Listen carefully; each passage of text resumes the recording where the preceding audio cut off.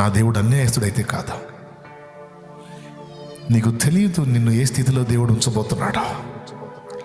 నీకు తెలియదు నిన్ను దేవుడు ఏ విధంగా నిలబెట్టబోతున్నాడో.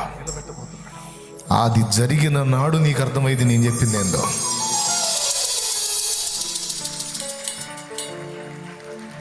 నా దేవుడు నమ్మదగిన దేవుడు.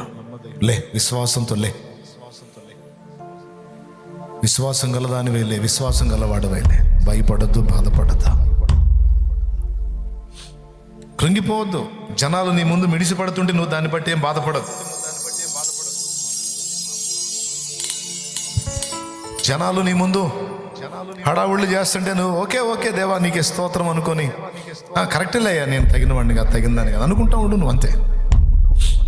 నిన్ను చూసి మిడిసిపడేవాడు పడని వదిలేసాను. సంతోషంగా చిరునవ్వుతో తిరిగాను. దిగులు పడద్దు.